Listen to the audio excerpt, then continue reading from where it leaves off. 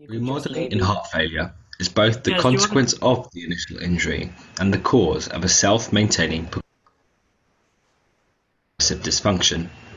This is supported by the extraordinary ability of the heart to adapt to injury, known as myocardial plasticity, which is beneficial and compensatory in the short term but causes organ failure when protracted. Myocardial remodeling has been studied for decades, but still a huge gap in the knowledge exists. This can explain why, despite massive investments, heart failure remains an unresolved major biological and clinical problem. In the last 20 years, my lab has been working on remodeling in heart failure and, in particular, on the reversibility of this phenomenon. Together with traditional pharmacological strategies, we have been involved in more mechanistic approaches, such as gene and cell therapy, to obtain the reversal of remodeling. As part of the BHF Centre for Cardiac Regeneration at Imperial College, we had the opportunity to collaborate widely with other biologists, clinicians, and engineers. The results from this multidisciplinary approach has highlighted even more the complexity of the remodeling problem and the challenges to resolve it.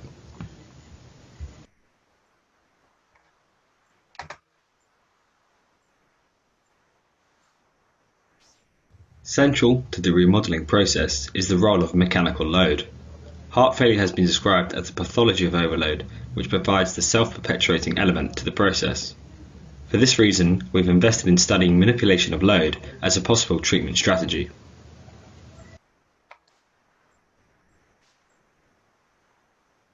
This was aided by the advent in routine clinical practice of the use of left ventricular assist devices for the management of patients with severe heart failure. LVADs work by providing support for the circulation, but also unloading the heart.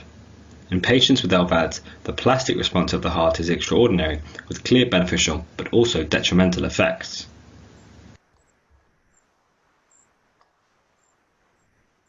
By using tissue from LVAD patients and animal models of unloading, we have contributed to show that some important remodeling aspects, such as calcium handling, myocyte ultrastructure, for example T-tubules and contractile machinery, are all affected by unloading.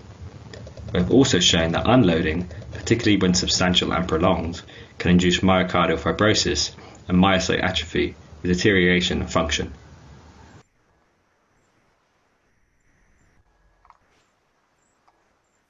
Over the years, I have learnt that there is no single solution to completely reverse remodeling, and our results, like those from many labs around the world, remain engulfed by their observational nature and by the limitations of the available experimental models.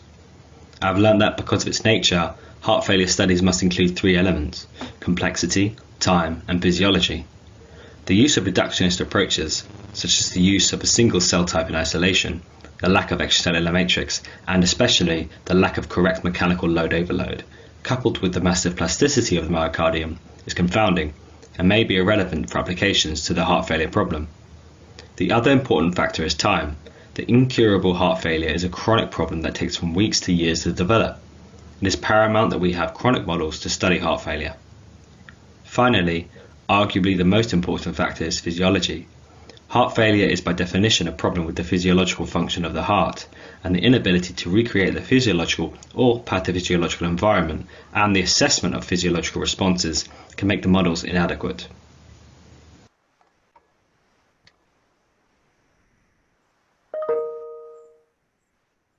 Apart from patients, these three elements can be sufficiently reproduced in living animal models of heart failure. Riddled with ethical implications, cost, species-dependent behavior, and overwhelming complexity, in vivo animal studies have not provided definitive answers. I think that in vitro models, which capture manageable complexity, time, and physiology, are required to study causality, complex pathways, and interactions, and are the way forward to study myocardial plasticity.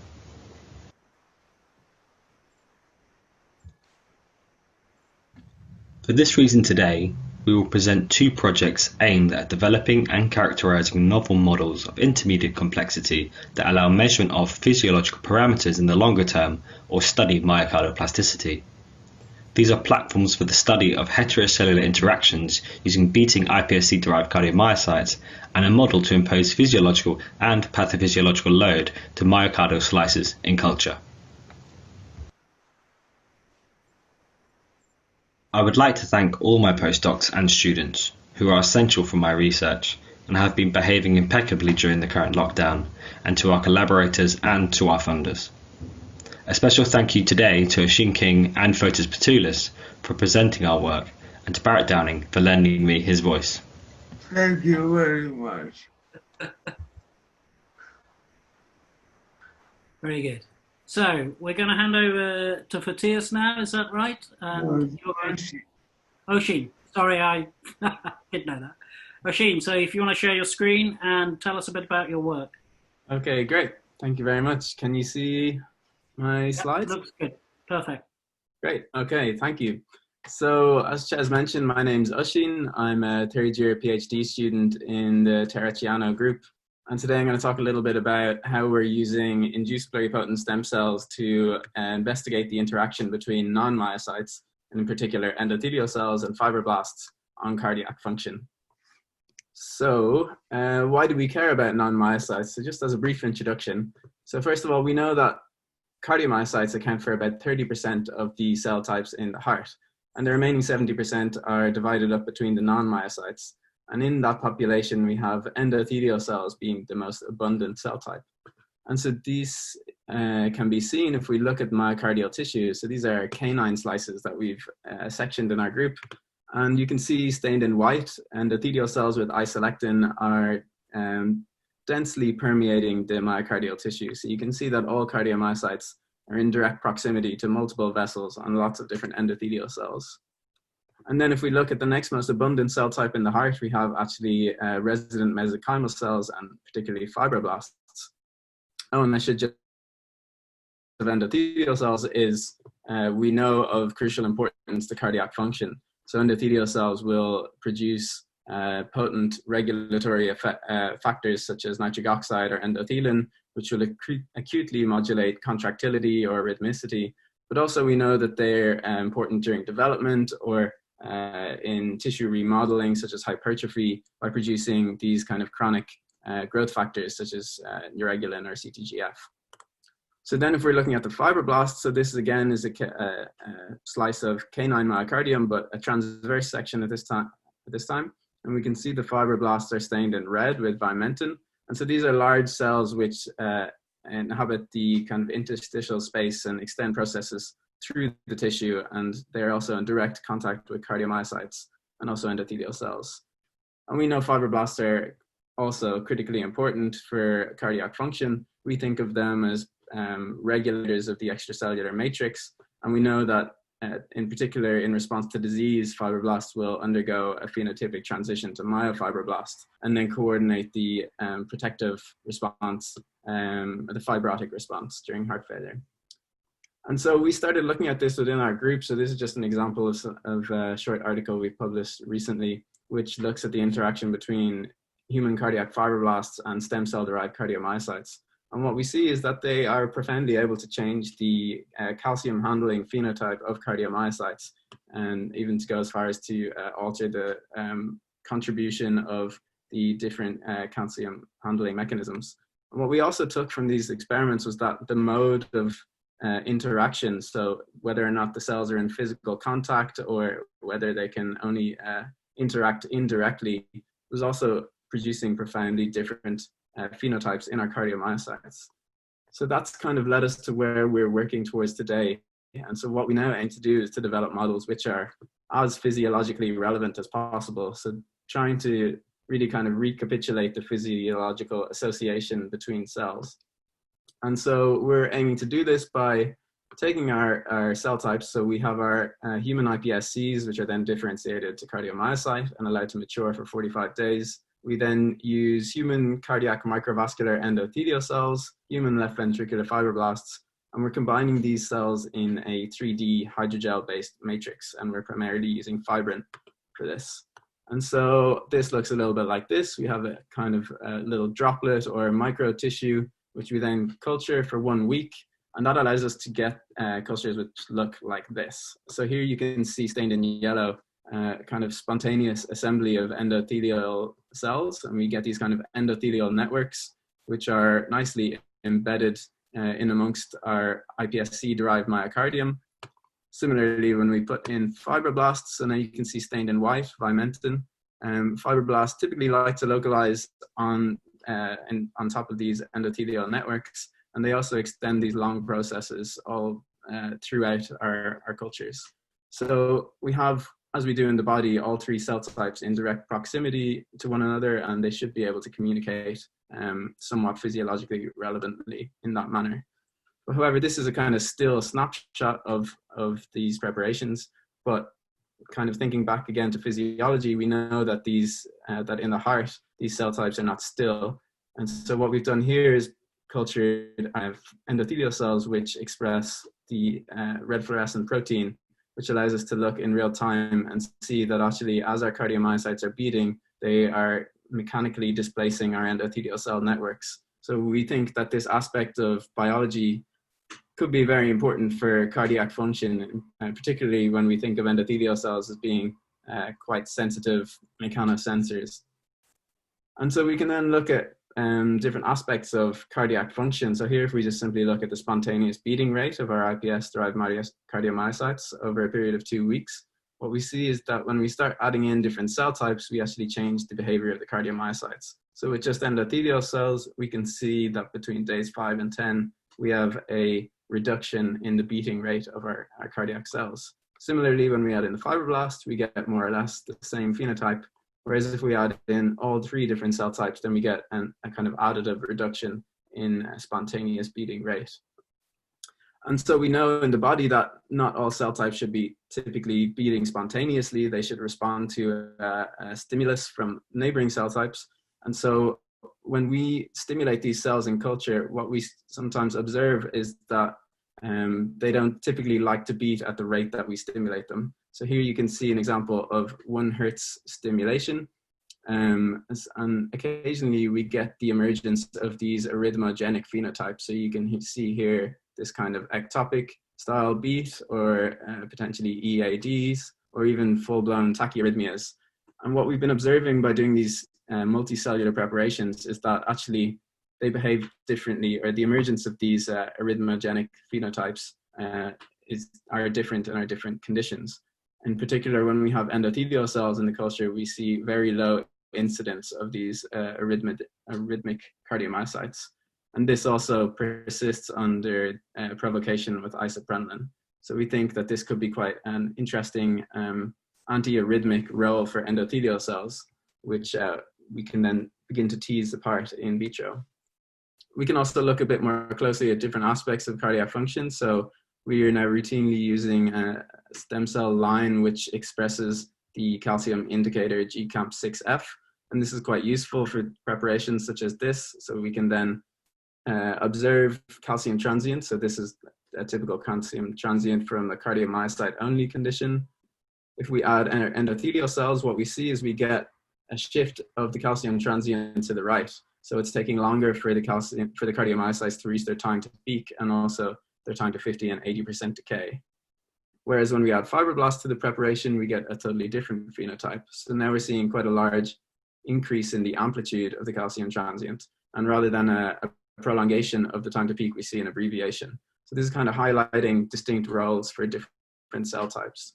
And when we add all three together, then we get a sort of halfway phenotype whereby we get the increased amplitude associated with fibroblast co-culture, but we also see elements of what we've seen in the endothelial cultures by a prolonged time to 80% decay. So again, just getting at the idea that these different cell types are contributing to cardiac function in different ways.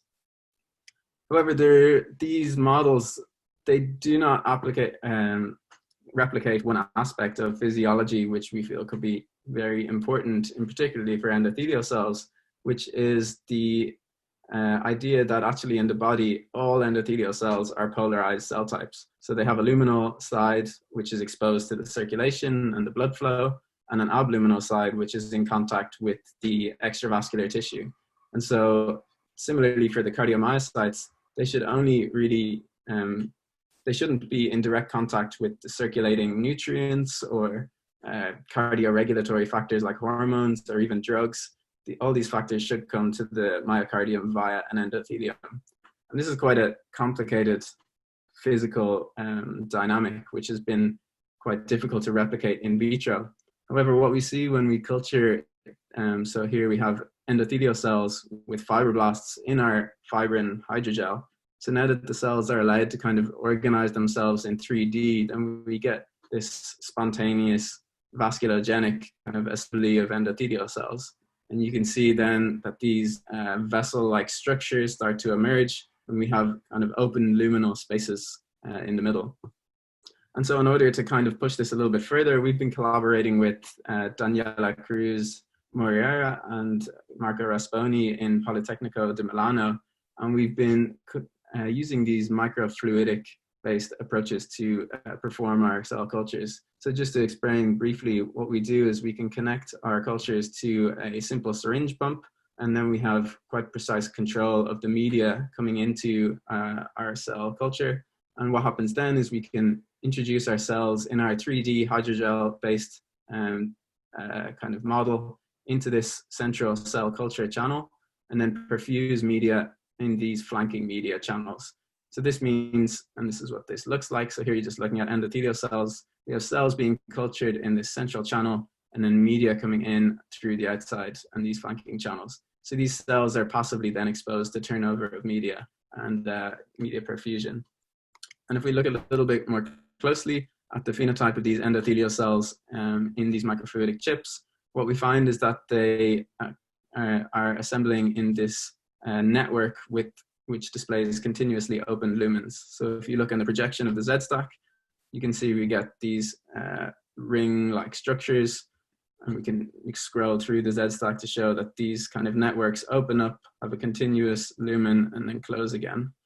And we can show that these are then perfusible, and to do this, we like to use red blood cells. So what you can see here is then we put red blood cells into our syringe pump, and then we can pass it through. And this is just to highlight the fact that these are functional vessels with kind of tight junctions and low permeability. And so we have something that is somewhat physiologically relevant in terms of microvasculature.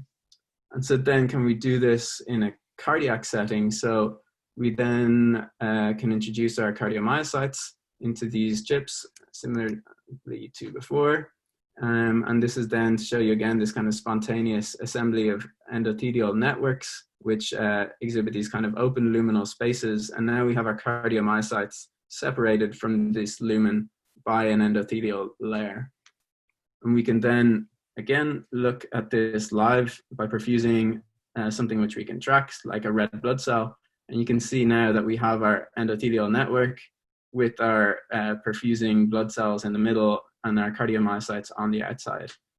And so then we can bring these to the microscope. So these are conveniently bonded onto glass cover slips, so we can perform electrophysiological experiments such as calcium handling. And just to kind of illustrate that, we can see that in these preparations in which we have vascularized cultures as opposed to cardiomyocytes only, we see quickening of the calcium transient time to peak and time to 50% decay. And then just to kind of link this back a little bit to physiology, we can also look at different outputs, or kind of try to think of new outputs that might be useful. So in a kind of typical frame like this, I'm not sure how well the video is playing, but essentially we have our red blood cells perfusing through these microvascular networks. What we can do is, with some image processing and by using this kind of open source Fiji plugin called TrackMate, we can actually track the displacement of individual cells over time. And what we can also then do from the same frame is to look at a region of beating myocardium, and we can use another open source plugin called Muscle Motion, which will allow us to then quantify the kinetics of the contractile cycle. And what we can then do is plot these two things together so that we can look over time. We see the velocity of the perfusing red blood cells is spiking as the cardiomyocytes beat. So this is kind of a parameter that could be quite interesting if we want to look at response to stimulus or response to circulating drugs or something like that. We can then kind of link this output to something more physiological, like, such as ejection fraction or displacement velocity caused by the beating cardiomyocytes. And so with that, I'll just conclude. So essentially what we've seen is that hydrogel 3D culture systems are really highly suitable for generating physiologically relevant multicellular models. And we see that both endothelial cells and fibroblasts are exerting distinct regulatory influences on cardiac function, such as beating rate, arrhythmogenicity, and calcium handling.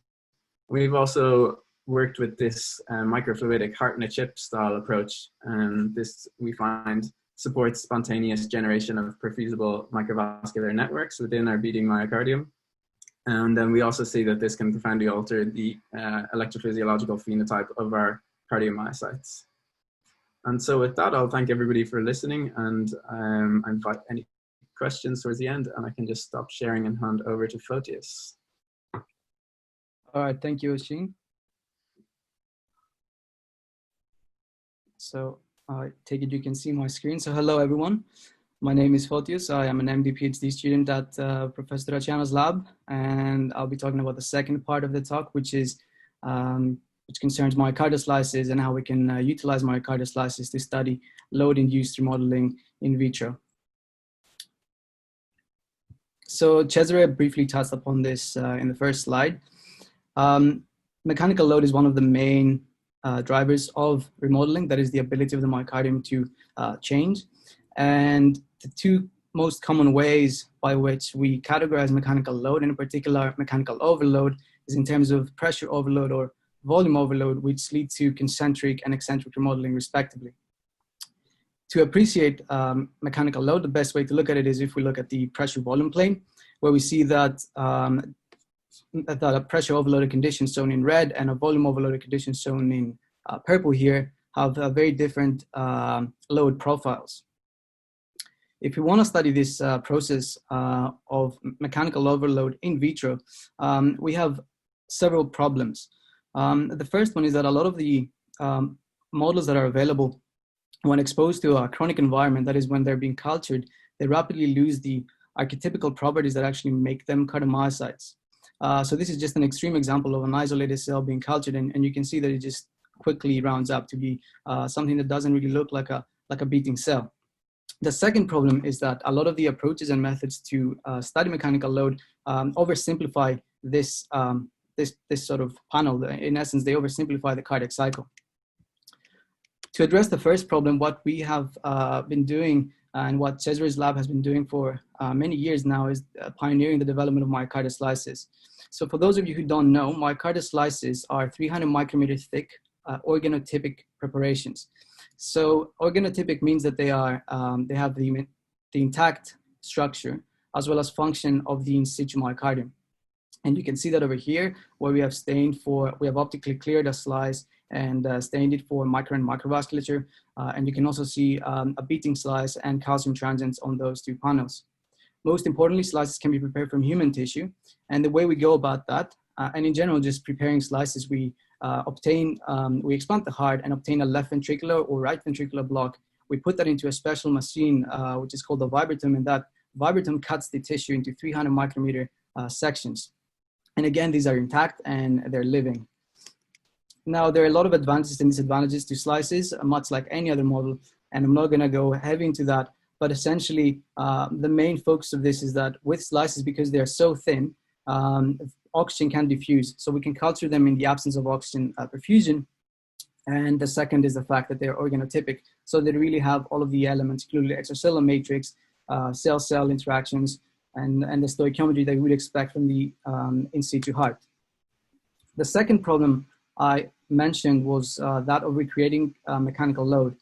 So up until now, most approaches have used either an isometric load, whereby tissue is mounted on inflexible posts, and when stimulated to contract, it develops force without any changes in length. So that is essentially an isometric mode of contraction, and it's highly unphysiological. The second approach, which has also been very fashionable, particularly within the EHT community, is to load it on an auxotonic, sort of a flexible post whereby the tissue contracts auxotonically, in essence against much like a resistive band. And this is, you could probably say that this is better, but actually none of these approaches, that is the isometric and that is the auxotonic, actually recreate the cardiac cycle, which consists of an isometric contraction phase, an ejection, an isometric relaxation, and the diastolic refilling. And you can see the difference between the current approaches and what would be expected from the in vivo behavior of the heart over here. So what we are doing to deal with this and to deal with both problems is we're essentially trying to model mechanical load. And the way we do that, we've collaborated with Prof Peter de Toom, and we're using a 3-element Windkessel. So a 3-element Windkessel is a lumped parameter model that effectively describes the mechanical load on the heart, and it can be described in terms of parameters that have physiological relevance. So it has, the model essentially has 2 resistors and 1 capacitor, and these reflect the arterial impedance, the peripheral resistance, and the arterial compliance. So these are parameters that actually have some physiological relevance to what is actually happening inside the body. And to just cut a long story short, what we're doing is we've developed this bioreactor to which essentially has a force sensor and a linear actuator. And we mount the myocardial slice between those 2 posts. Then what we do is we stimulate the slice to contract, and the slice produces a force transient. We sample the force transient, and then we feed that into our 3-element Windkessel algorithms, which then output the length transient. When this happens, then the bioreactor actuates this. So the length transient is actuated, and what happens is that we have a slice that's not only beating, but also shortening. And the shortening pattern is very important because the shortening pattern is actually, you can see this from real data, is essentially we're trying to recreate a cardiac cycle. The diastolic phase is not shown over here, but you can see that we can change the preload and the afterload to simulate a range of conditions. So using this bioreactor, what we did is we took myocardial slices from rat, left ventricular tissue, and then we put them into the bioreactor, and we cultured them for 3 days. And the conditions in which we cultured them were either that of physiological load, which you see over here, pressure overload, or volume overload, which is the blueberry line on the final, on the rightmost part. Now, this graph over here is that of is the representative traces of a slice that has just been loaded on the bioreactor. And this is very important because in our system, we have also closed the feedback loop. Essentially, we have put a PID controller which determines whether the tissue is remodeling, essentially, and if it does, it constantly adapts to it. And this is very important because we want to study remodeling, so we want to be able to have a system that adapts to what the slice is doing at any given time. So again, these are the representative traces from the previous slide, and you can see the 3 different conditions at day 0. We can then track what happens to the myocardium, to the myocardial slice across the 3 days. And you can see that the 3 different conditions undergo very different trajectories in terms of what their contractile profile looks like and the force lengths look like. So just from this, you can see that in the volume overloaded conditions shown in blue over here, there's a there's a progressive decrease of the amplitude as well as a shortening of the stroke length, whereas in the pressure overload in red and the physiological load in green, those are maintained by the end of the culture. And we can actually quantify that. So what we did to quantify this, because our tissues are being loaded differently, so they're contracting against different systolic and diastolic loads, we took the classical time-varying elastance theory, which describes a load-independent measure of contractility, and we modified it to fit our force and length data. So what we do is we let the slice on every day of the culture do 4 loops, irrespective of how we actually load them, irrespective of that being for the group. And we let it do 4 loops, and then we pass a linear regression across each millisecond of the cardiac cycle, as described by the classical theory. And so using this, we can then get the isochrones for a particular set of loops, and we can get the load-independent measure of contractility. And so from this panel, you will see that depending on how we load the tissue, they show very different changes in their contractile state. They all begin at the same contractile state, which is what we would expect, and then the volume overloaded rapidly decreases, whereas the pressure overloaded and the physiological load have the same, approximately the same inotropic state at the end of culture. On the 3rd day, we can also do some more detailed analysis of the biophysical properties. So we did the classical just Frank-Starling relationships from which we can quantify the active tension percent strain relationship. And again, we see very different responses between the different culture tissues. So in the all of them have a positive Frank Starling response. However, the pressure overloaded is significantly weaker at the highest percent stretch, whereas the volume overloaded is shifted to the right. We can also get the passive tension and the diastolic tension that is from those experiments, and we see that the volume overloaded condition becomes very compliant. We further looked into the structural changes that occur as a result of the different loads to which we impose the myocardial slices. And the first thing we looked at is the cardiomyocyte area to see where there was hypertrophy. And we found that in both pressure overload and volume overload, there was a significant increase in the cardiomyocyte area. And this was all done blinded by two independent reviewers. And you can see the representative images over here. We also analyzed the sarcomere length, which you can see over here in the red without factoring in, and we found that there are no significant differences in sarcomere length between the groups. It's not shown here, but we also have data that shows that in both pressure overload and volume overload, there is an increase in length and width of cardiomyocytes. So particularly with respect to the increase in length, and given the fact that the sarcomere length stays the same, irrespective of how we load them, this is evidence that there is actually sarcomeric addition in series as well as in parallel, suggesting both features of concentric and eccentric remodeling in both of our conditions. Finally, we looked at the transcriptomic profiles of these groups, and there's more data on that, but just for the sake of time, this is just the two conditions being compared to the physiological group. So we have a pressure overloaded group had 442 differentially expressed genes, where 353 in the volume overload, of which 62 were commonly shared. And these were associated with endoplasmic reticulum protein folding capacity, adhesion cytoskeleton, as well as hypertrophic signaling. And then we went on to characterize these individually, but these data are not here. So with that, I'd like to conclude. And the first thing we've shown you is that using advanced electromechanical stimulation, and that is recreating the cardiac cycle in vitro, we are able to maintain adult myocardial tissue.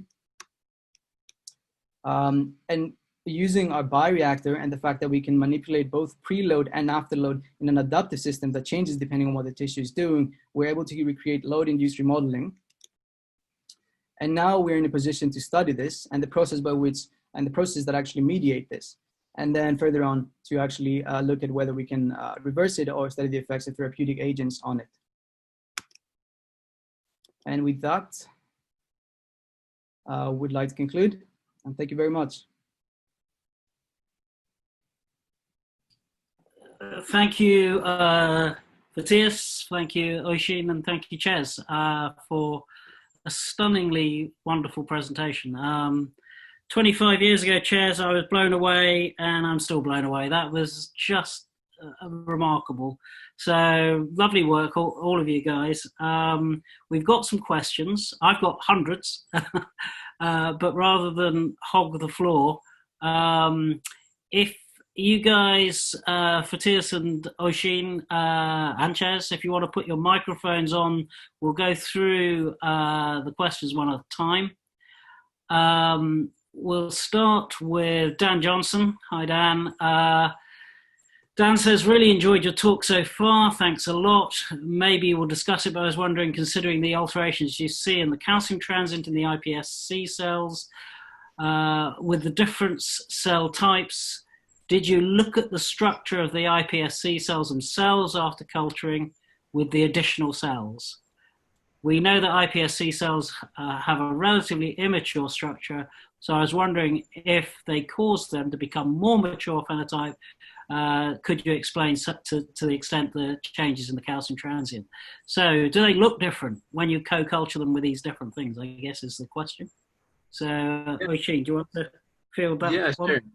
Thank you very much for the question. So the answer is that we have looked to a certain extent. So in the kind of 2D fibroblast cultures that I mentioned that our group has been doing for some time, we've gone even to electron microscopy and looked at the ultrastructure of cardiomyocytes, which have been cultured with fibroblasts. And we do seem to see a shift in terms of the localization of the SR with respect to the sarcolemma. And so we think that this, first of all, is kind of linked to change in the extracellular matrix that the myocytes are exposed to, and that then allows them to reorganize their cytoskeleton. And we think that this is kind of reorganizing the kind of EC coupling apparatus and maybe more efficiently allowing calcium-induced calcium release, or these kind of behaviors.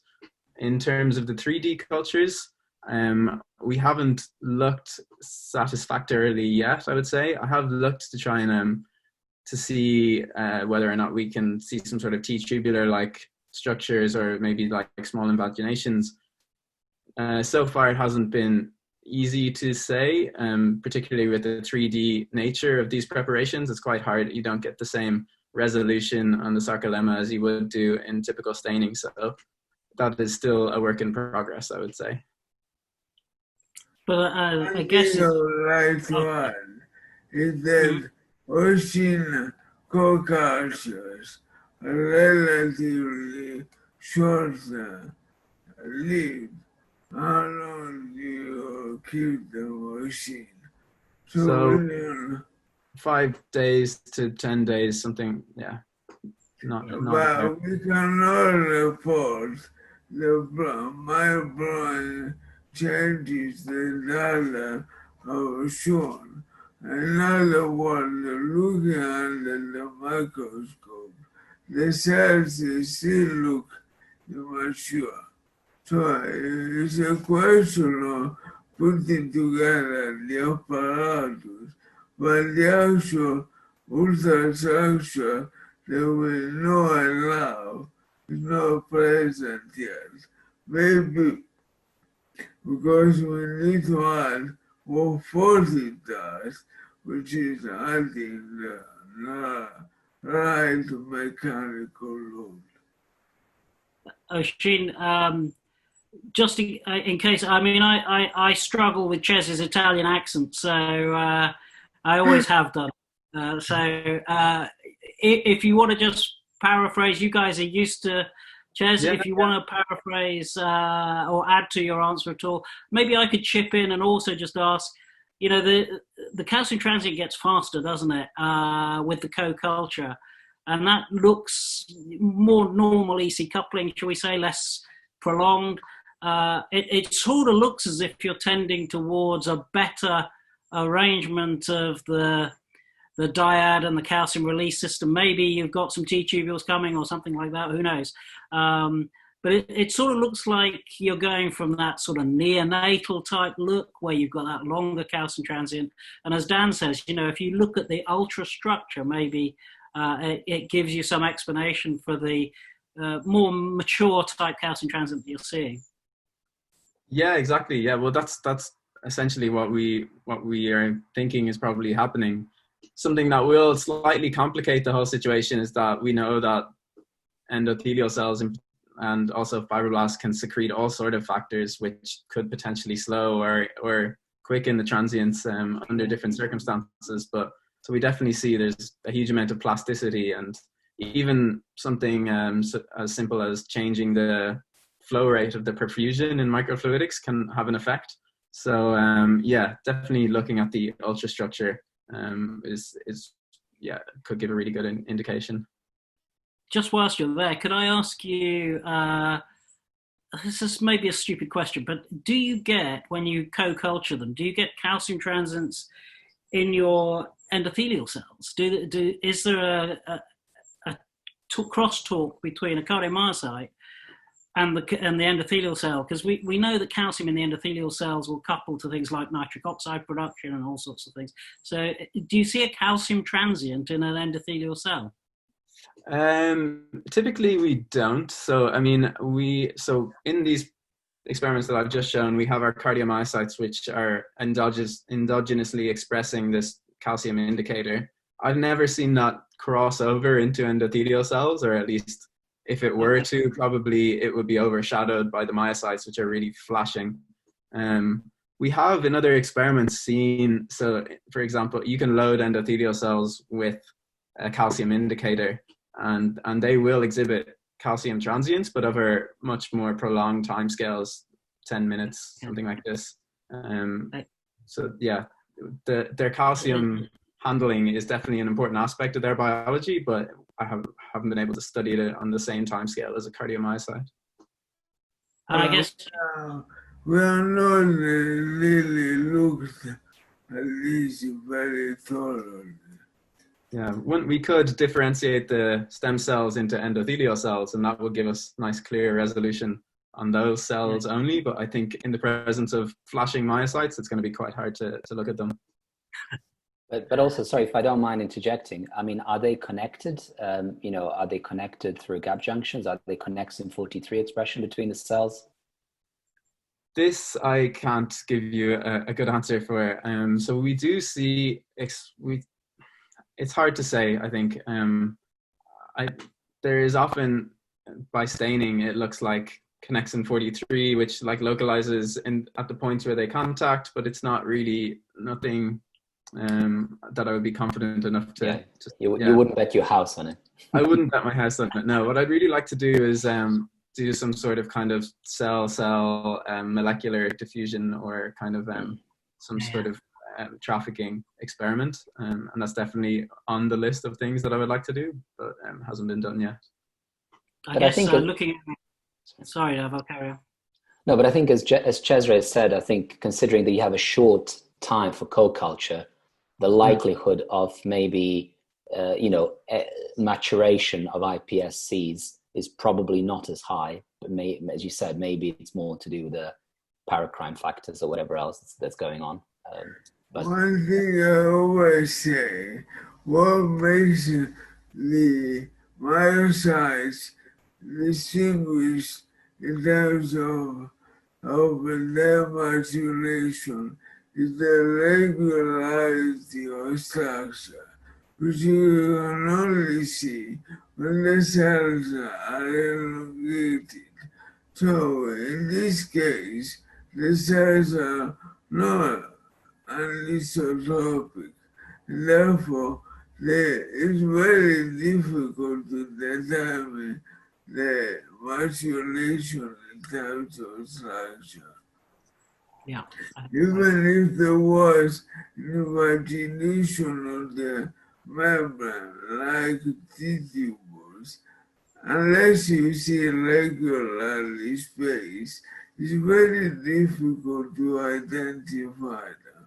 You only see some ripples, some changes. It's not very easy. No. Was that clear? Yeah, very. Let's move on to the next question, which is from Zuli Pedroso, who says, great talk, thank you. What about the expression of mechanosensors in your model? Could you induce unloading with your model? I'm not entirely sure who this is aimed at, probably at Fotios, I'm guessing. So I think you more or less answered the loading question. Maybe this was asked before you showed your Winkessel modeling. Have you looked at, I don't know what mechanosensors in particular they're thinking about, but maybe you'd like to have a stab at answering that question. We could look at the expression of mechanosensors. Once you know what they are.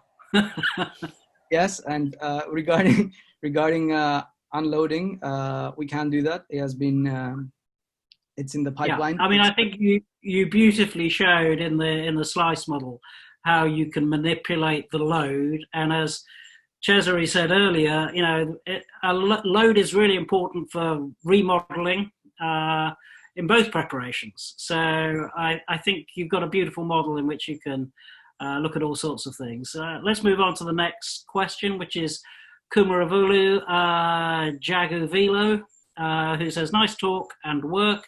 Is it possible to stretch your in vitro cultures? Well, I think we've answered that question for Fotios. What about the iPS cell model, Oisin? Have you thought about trying to impose mechanical load on that? It has actually been done by our collaborators. So if I'm going to try and just post a link to the paper, which hopefully that went through there. But yeah, so essentially the group that we've worked with in Milano, Marco Rasponi's group, they have generated micro-fluidic models which have kind of a hollow chamber underneath the cell culture prep, and it's just filled with air, and then they use a compressor to kind of actuate so basically just cyclically squash, and so that'll give you a degree of mechanical activation. but can I say A, they are not tied because of my size, and B, is a cyclic search model, therefore is not very physiological, according to what the Fotios just said. Yeah, to introduce a PV loop might require a little bit more complicated Well, maths. one step at a time, I think, one step at a time. So James Yang asks, he says, such a cool concept. I'm not sure which one, but lots of cool concepts. How do cells inside the chip get supplied with oxygen? Can you mimic ischemia? And I guess I was going to ask a similar sort of question. Your red blood cells here, are they doing a useful job? Are you oxygenating your prep via your red blood cells, or are you just using them as markers of flow? So yeah, well, thanks for the question. Yeah, so essentially they're not functional red blood cells in these experiments, or at least, yeah, so I use tubing that's permeable to gas. So essentially anything that goes into the chip will acclimatize to what's in the incubator. But yeah, you can definitely mimic ischemia, and people do that in these preparations. And I mean, you can seal the tubing and your syringe, so you can have whatever you want in the syringe, or you can change the conditions in the incubator and then just allow it to normalize in that way. And definitely, yeah, I think it would be a really interesting kind of ischemia reperfusion model. So you could have a deoxygenated line and then switch to an oxygenated line, which is certainly possible. I guess we've all discovered that making single cells hypoxic is pretty hard. Making tissue cultures like you've got, complex cultures, ischemic, probably even harder, but technically no reason, as you say, why you shouldn't do it. But again, well, I think one step at a time. One nice benefit of these chips is they're really airtight. So this is a tiny volume of cell culture in a really tightly sealed, impermeable casing. So you should be able to have some degree of control over the conditions in there. Very good. Okay, Giulio Agnetti, really wonderful. About the first part, have you considered layering different cell types in coherent directions, as described by a reference that he gives the URL there for? So layering your cells in sandwich-like layers. Have you? Yeah, so I had a quick look at the paper, and yeah, it's one I've come across before, which is really interesting. So I haven't done any layering in particular myself. I quite like the idea of mixing everything together and then just allowing them to form their own little thing. And so I've kind of stuck with that for the most part. But something that I have been aiming to do recently, or actually trying to do, is separating cell types in different sections of the chip. So you can have kind of a endothelium at the start of the chip, and then that leans into the myocardium and then exits through an endothelium. So you could study kind of more like a venous kind of or like at least a broad range of endothelial cells across the myocardium, but not something we've done yet. Rio Juni says, great work. I'm impressed by the vascularized culture, heart on a chip. Can we collaborate? Smiley face. Yeah, definitely. This is giving you a thumbs up. So yeah, you know where to find Cesare, so send him an email.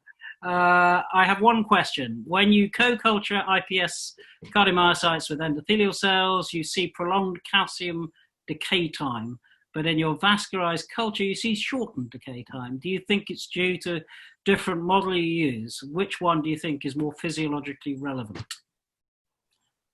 Yeah, definitely a big question that I've been trying to resolve myself a lot lately.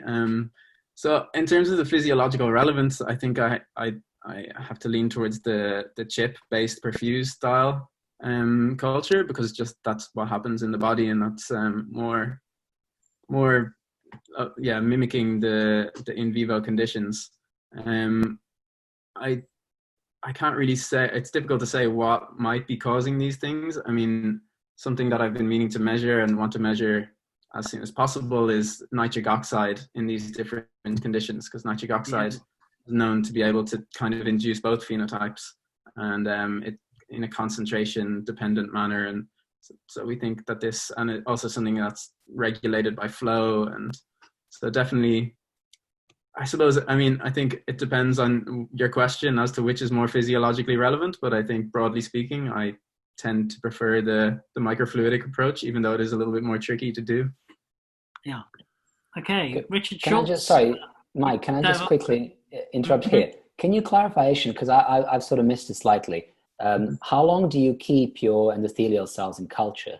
Because to develop these kind of networks, I know from some of the work that I did with Matt Ackers-Johnson in Singapore, it took quite a while. You know, these are post-confluent cultures, and we only saw those endothelial networks then. So we're talking, you know, 10 days post. How long did you have to do that for?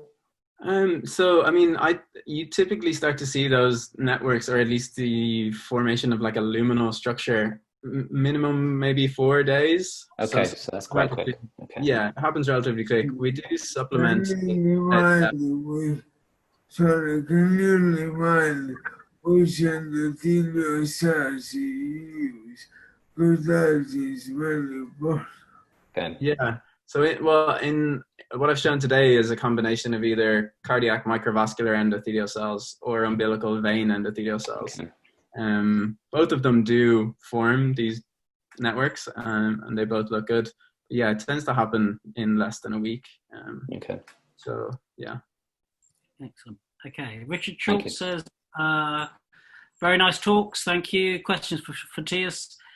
Is it known that ambient endotoxin can rapidly, within a few hours, reduce cardiac contractile function in isolated perfused hearts via induction of iNOS and oxidative stress? What kind of measures do you have to take with your media and reagents to ensure that they are pyrogen LPS free and that the preparation is stable? So progressive oxidative stress, endotoxins, a problem? To be honest, we've never tried to quantify this. I can tell you that we use media from very trusted sources, for one. What I want to say is the preparation are very stable. We have a double contractility during the US brain Fotios. Yeah, sorry. So regarding the fact that, yeah, the preparation is stable, we have initial drop in contractility within the first hours, but then around 15 hours we have a deep at 6 hours, and then it goes back up at around 15 hours, and then it stays stable. So the twitch force stays stable irrespective of how we load them, and they're all very stable for the whole duration of the 3 days. We also supplement with ascorbic acid if that could help with the oxidative stress, but we've never really thought about that particular aspect in so much detail. Certainly is. I guess it's worth looking at, because my experience with just short-term perfusions of isolated hearts and things like that, if you look at when they ultimately fail, which is fairly quickly in your timescale, their glutathione, oxidized glutathione levels are usually high, reduced glutathione is low. They get I mean, admittedly, we are very often perfusing an isolated heart with a PO2 of 600 millimeters of mercury or something like that. So they are usually hyperoxic, oxidatively stressed preps. And I think if you can, with your much smaller preps, which are less probably, the PO2 is probably much lower, you can, your problem is making them hypoxic rather than keeping them oxygenated. You can afford to have much lower PO2s, probably less oxidative stress as a consequence, and that probably really helps you in terms of the stability. Fabian Brett says super stuff and doesn't ask you a question, so thanks, Fabian. That's very helpful. Vitka Viraj says beautiful work and fantastic presentations, thank you. And then follows it up with, I may have missed it, but how long can the slices be maintained under ex vivo conditions? You already mentioned it a little bit, but just re-expand. Yeah, so here we did 3 days. It tends to be a species dependent phenomenon. So with rats, we can do 3 days. We have also done 5 days, although I didn't show that data because of problems with throughput that would have happened if we had to do 5 days. With rabbits and human, we've done 5 days with rabbit, and you can find that in a Nature Comms paper published, I think it was last year, by Sam Watson from Chez's lab. And human, I've done 10 days. Excellent. I want to say, not the 10 days, at the end is a tiny contraction. The contraction is maintained on the same value. Sorry, Charles, I missed that. After 10 days, Fotios, the contraction, sure. The contraction is maintained at the end of the culture. So 10 days is not that we lose the contractile property, but it's just that we sacrifice it because we have other experiments to do. That's excellent. That's really fantastic. And there's the endorphin. I kept rising for up to 4 months. Yeah. Wow. 4 months. Massively impressive. But this must be then hugely changed, altered tissue. You know, I mean, do you see big structural changes, or do you see, clearly you don't see contractile changes because you would notice that, but are there different properties in terms of the, you know, the architecture of these cells, or the number of fibroblasts in there, or I mean, for the 3 days and I'm just speaking for the 3 days and the physiological load, not for the stuff that we have actually looked for. So that includes. No, but I mean the ones that are longer, that are kind of kept longer. You know, the one that Cesare just mentioned. For the 4 months, I can't remember from the paper. Again, it was published in. It was another paper published in Nature Comms last year, but I can't remember that they definitely show differences, both in terms of diastolic tension, divergent front stalling arms, and also differences in expression, and also force frequency response. So just a few off the top of my head. Yeah, it was not identical at 4 months. But one thing about fibroblasts, when we use a physiological load, fibroblast proliferation is inhibited. Whereas when we use unloading or overload, fibroblast proliferate. Okay, that's very cool. Yeah, very, very good. Okay, moving on. Kim Revolu again says, great work. Recently was a report of lymphatic system in the cardiac tissue. Do you plan to introduce them now into your 3D culture? More cells for you. Want to introduce lymphatic cells into your system? I would like to, yeah, why not?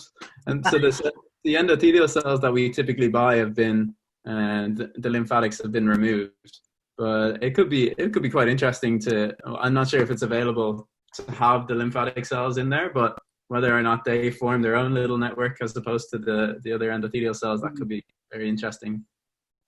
Again, one step at a time. Yeah, there's a lot of interesting cells. Fabian's come back with his question, which was about T-tubules in the co-culture. He says partly answered at the beginning, so I think we can probably move on from that. Kunua Song says, super cool, and systems created. Okay, and says thanks. Richard Schultz, also with the myocardial slices, have you considered or tried to mimic some degree of myocardial twist into your in situ contraction protocol? Funny enough. Okay, so we want a twist as well, please. Well, we have thought of how we could do that. We've not gone through the designs of how we're going to do that yet, but it's definitely something that we want to do. We do realize that even though the pressure volume loops and the force length loops that we do are just close enough to the in vivo cardiac cycle, they're definitely not the mechanical events that actually happen in the heart, because it has torsion and whatnot. So and some parts relax while others contract. So it's something that we are actively looking into, but we have some ideas. Excellent. I mean, and you see, you're you sort of say only that, limited by your imagination here, so well. but you say that. Sorry, Fotios, but you say that. But actually, watching your video, there was a bit of a torsion actually in the stuff that you showed. Well, Now I know it's not a control torsion, but Yeah. there was contortion for sure. So maybe you already have it to some extent. I mean, because of the fibers, they're not the fibers. Most of them are in one direction, and it's the direction we put the rings by which we mount the tissue. The rings are attached perpendicular to the fibers, so in theory it should contract in one direction, but some of them are not because the fibers are not only in one direction in the heart. So that probably causes some of the torsion that we have seen, but it was not controlled, as you said. Yeah, I'm sure that's what Davor was saying, actually. So, an anonymous attendee, alterations you see in the calcium transient, are those myocytes functionally connected to the fibroblasts or the endothelial cells, or are the co-culture have the same pattern? I mean, I think this is sort of an extension of what Davor asked earlier about how interconnected they actually are. Yeah, no, yeah. Again, I think we don't know is the answer. They're definitely in physical contact with one another, and when the myocyte beats, we can see everything move. So they're definitely kind of touching. Whether there's like a layer of ECM in there, we haven't been able to determine yet. But in terms of functional connections, electrophysiological connections, that's something we don't know, but would love to answer. And the next one, probably from the same guy, or at least another anonymous attendee, is about the ratio of fibroblasts, cardiomyocytes, endothelial cells. And you mentioned in your intro that you've got lots of endothelial cells in a real heart. What determines the ratio that you actually choose for your co-culture? So there have been some experiments done on that. Essentially, what I do is I have one cardiomyocyte to one endothelial cell to 0.1 fibroblasts. And that is in the ballpark. So in the heart, I think we have probably more like 2 endothelial cells to each cardiomyocyte. But yeah, so something that I haven't done yet is looking at, because our cardiomyocytes don't proliferate and our endothelial cells theoretically could be proliferative. So what we do see is that, so we've done some enzymatic dissociation of our samples and then FACS sorting, and we've looked at like the ratio of cells at the end of our 1 week culture, and then we do see endothelial cells are outnumbering the cardiomyocytes. So we have reason to believe that they're proliferating. But yeah, trying to balance getting that exactly on the physiological ratio and how long it would take to do that or what conditions, that's tricky. But we do know that if you put too many fibroblasts, they will take over in a matter of hours, basically. So yeah, 0.1 is as much as I will put in these days. It's a strange old world where I spent my entire career trying to disaggregate cardiomyocytes in some sort of healthy way with collagenase or whatever, and you're putting them back together again and then disaggregating them again. Strange old world. Asma Bukalfa asks, or says, nice talk. Can you keep cardiomyocytes in tissue culture for more than 3 days? I think Ches has already mentioned 3 or 4 months. So the answer is yes, although quite clearly, they're characterizing how they change over that time period is something that is going to keep you busy for a while. Elisabetta Brunello, beautiful work. In your cardiac loop, is the sarcomere length clamped during the isovolumic contraction and relaxation? I think. So yes. No, we don't clamp for sarcomere length. The main reason that we did not clamp for sarcomere length and we clamp for muscle length is because it's just easier. The second reason is it's very hard to actually measure sarcomere length in real time on a slice because of heterogeneity of the cells, and also because when you dissect the slice, when you get the slice from the vibrotum, just the superior and inferior layers have damaged cells, but just those. So these may also just make the diffraction patterns much harder. We can't quantify sarcomere length, but to clamp it in real time, that would be much trickier. I think, it strikes me that we were talking about torsion earlier, and, when you watch a heartbeat, even when it is isovolumic, there is still sarcomere shortening because of the nature of the torsion, etc. So, you know, your approach to say, look, let's just keep the slice length constant and allow the sarcomeres to do what they do is probably, okay, it's a simplistic slice rather than a three-dimensional heart, but I can see, I'm not sure, in isovolumic contraction, we have isometric contraction in individual myocytes. So I guess you've just got to choose how you do it. Perfectly it's very hard to reasonable. measure that in vivo as well, so. Yeah. Anand Chopra, Fotios, nice talk. Have you thought about using a similar loading system in an IPS engineered tissue setting, i.e. engineered sheets instead of using the slices? Good question. Yes, we have thought about doing that. We are actually doing it. So these guys collaborating, we are trying to do a PhD on this subject.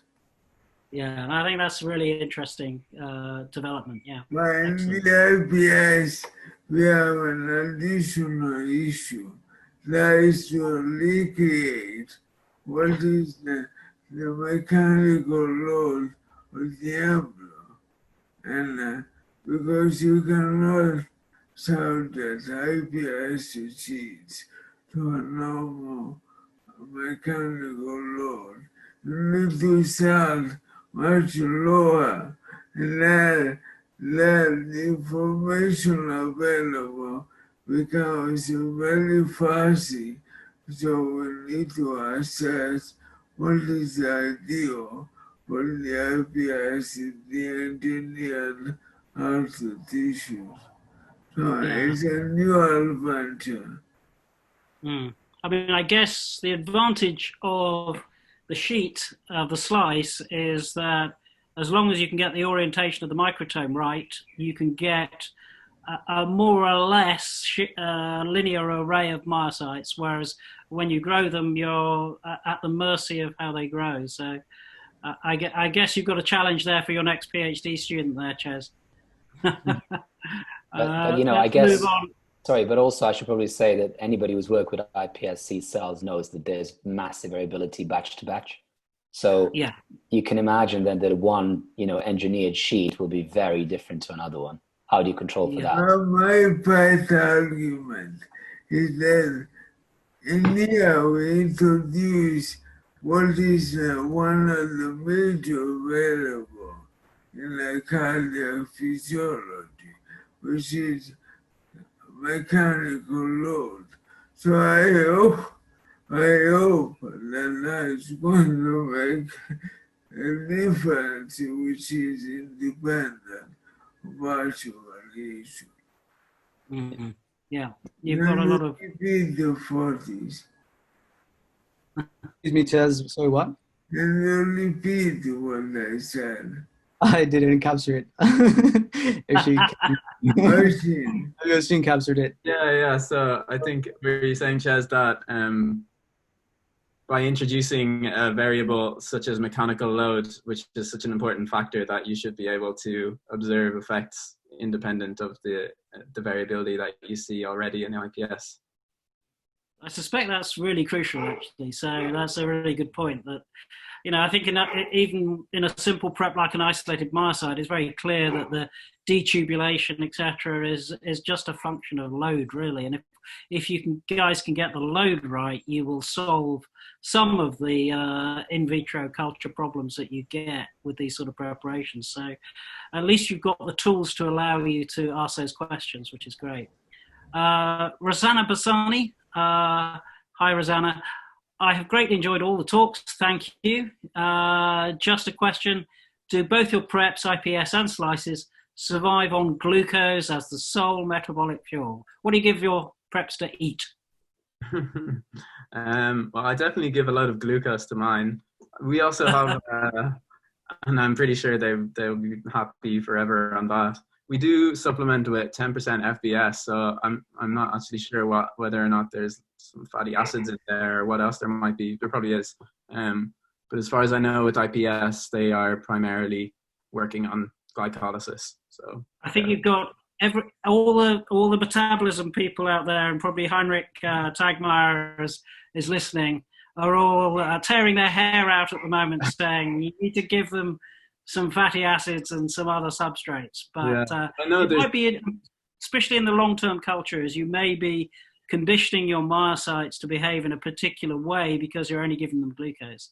So there are we're going to have I'm going to cut the discussion off quickly before we get a plethora of people telling you what you should feed your myocytes. But well, Rosanna's still here, by the way, so she's clearly still interested despite, high glucose. No, of course. She's an EC coupling person.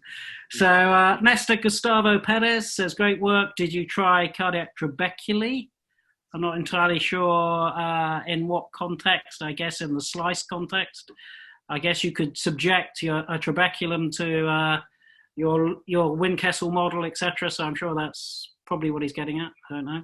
Yeah, I mean that's definitely possible. And Peter, who developed the original algorithm, was using this extensively with trabeculae. Yeah, I thought so. Okay, Chris Solis says, very exciting work. Will it be possible to conduct live cell microscopy on the contracting myocardial slices at some point? Well, I think you've already shown us that, haven't you? Yes, we did some optical mapping. So you can do that, and we've done that many times, both for cost and on the slices, yeah, too, yeah. So yeah, on both preparations, I'm guessing you can do that. So excellent. So I think we've got to the end of the questions. I think all that remains is we've really given you a hard time here. It's now 6:15 in London. Goodness only what time it is in California or elsewhere. So guys, thank you for a really spectacular presentation from all of you. I think what you've done is whetted our appetite because you've shown us what the future holds. We need to exploit these models to answer the questions that we've all got about EC coupling and pathology. So thank you for such a really inspiring talk, and we look forward to hearing it again in a year's time as to how the story progresses, because as you say, the list of questions is very long, and you've shown us that you've got the tools to answer them. So thank you for a spectacularly inspiring talk from all three of you. Thanks, guys. Thank you for having us. Oh, it's been a pleasure. Thank you. It's a pleasure. Well, so, sorry, go ahead, Mike. I was just going to say, Davor, do you want to say anything in conclusion? But no, I would just like to thank you again. I mean, I've seen some of this work, but I've not seen most of it. Really fantastic. And Cesare, I think you've got amazing PhD students as well. So guys, when you finish, please come over. That's the only thing I would say. And thanks. That's the problem with these webinars, though, Davor. You're now going to compete with the rest of the world. So exactly. Attracting these guys. So well done. Very nice presentations. Enjoy a well-deserved beer or wine or whatever you choose now. You've deserved it. Thanks very much for having us. Thank you, everybody. Thank you, everybody. Bye. Thank you to the audience.